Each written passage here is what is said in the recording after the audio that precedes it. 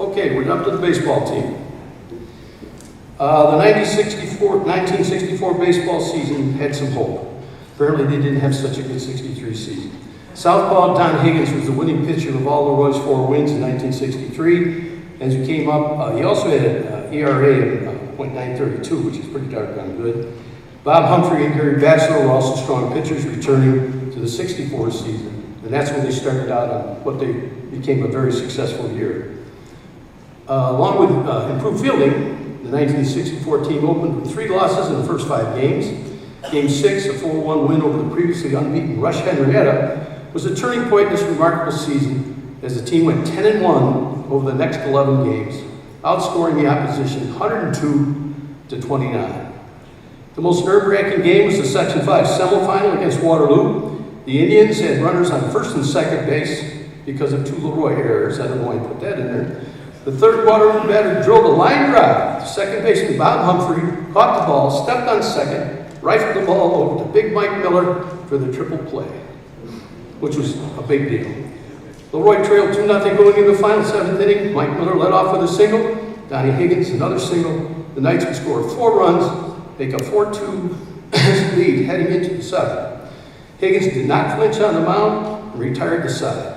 The Knights were headed to the Section 5 Class A final to face Wayne Central in the championship game at Geneseo State.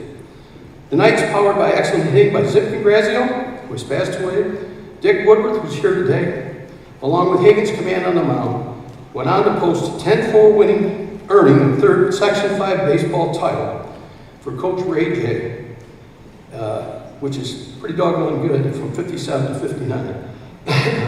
1966 would be his 4th in 10 years. Mike Miller, Ron Pagan, and Bruce Bladdock were the top 3 hitters on the team, all batting over 350. Now, each one of these guys wants me to talk about each one of them, but I'm not going to do that. We do have the team names. We have where's the guy with the plaques? Got him already? Well, I won't have to worry about that. Here are all the team members. I might throw a nickname in or two, because this might be the all-nickname team in America.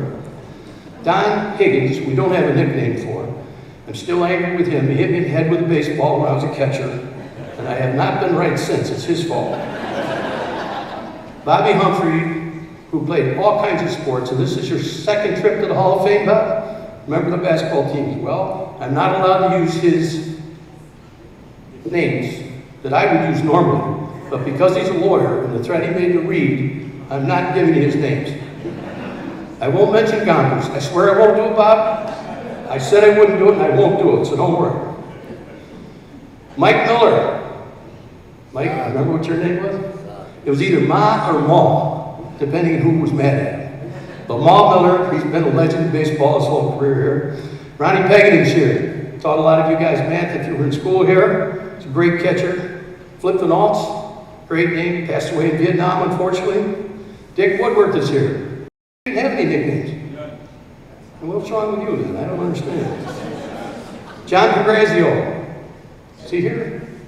Oh, okay. Walter Williams, Bruce Bladdock, Barry Penapeno.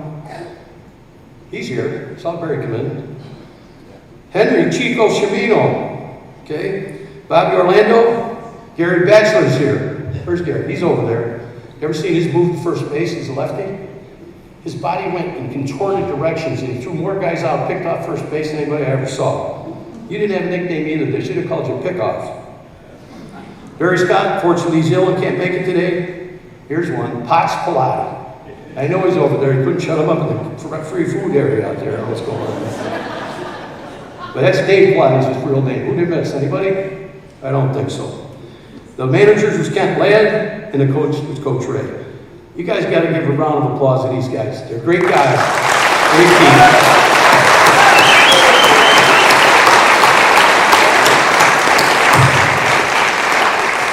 The best part is they still like each other, and they're sitting together over here, which is pretty cool. Oh, Mike, you going to come up? You know, I was in the cafeteria, nobody wanted to speak except Pilati, and then they voted he couldn't speak. So Mike, come on up here. Say hello to these people. Good morning, everybody. I'm here to represent the 1964 Class A championship team. We are saying Class A because back in the time when we played, LeRoy was not allowed to play in the Genesee County League. We were not allowed to play in the Livingston County League, and we wound up in the Monroe County West.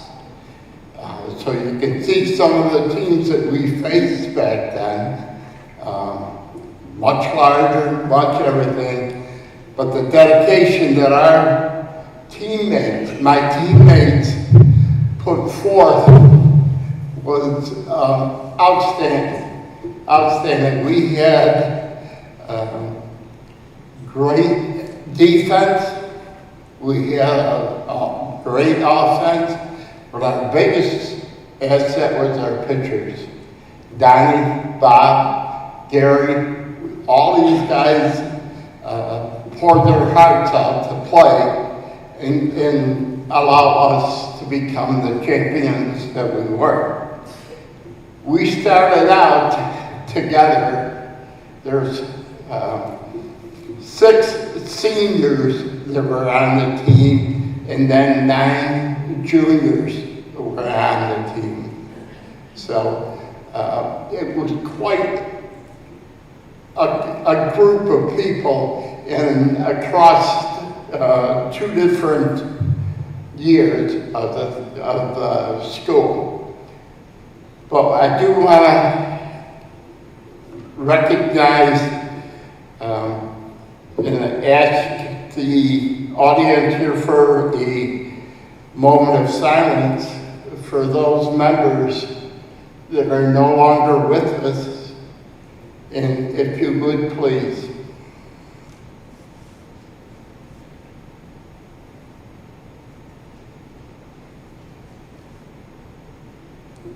Thank you. I guess we started out together, the 6 seniors that are the nucleus of the team, I'll call us. We started out together in the league.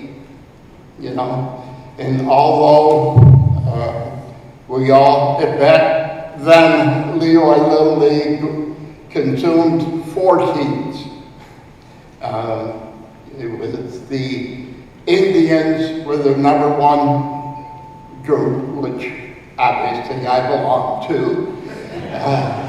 We had the Yankees, represented by Donnie Higgins and Dave Pilati, and then the Tigers, the shortstop, Barry Penapeno, and finally, but not least, our catcher, Ron Pendon, was the White Sox.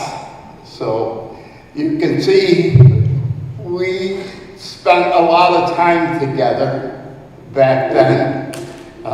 It was a tradition back then, and there's other people in here that I'll probably remember. There's a few, Bilko I know well. We used to go to the Little League field every day in the summer.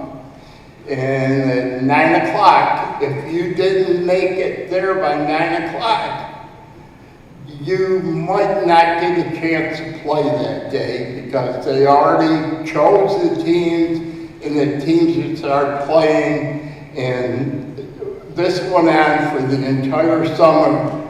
So you can see we started early and we finished strong. And I want to thank all my teammates for the support and everything that we got, but most of all, I would like to thank Ray J, although he's not here with us. He was one amazing man. I could go on with a couple stories that probably should not be told out here today because it may not fit, but I will tell one thing. I was placed on social probation that year. for well, I'll stop there because if anybody wants to know the story, come and ask me afterwards because I don't want to really indulge into why that was and everything. But I got taken off the social probation the day before baseball season started. Who knew, you know? And that was Mr. Ray J's support that got me off of that. So I want to thank everybody for the opportunity to speak here today. And Go 64, we are one of the greatest classes that ever come out of the school. And you two can take a look around this audience today, and you'll see the support that we still receive today. Our class has a picnic or a luncheon every once a month. I don't think there's any other class in the history of the school that can say 60 years later, here we are, and still is the greatest class that ever come out of LeRoy High School. Sorry for the rest. Thank you.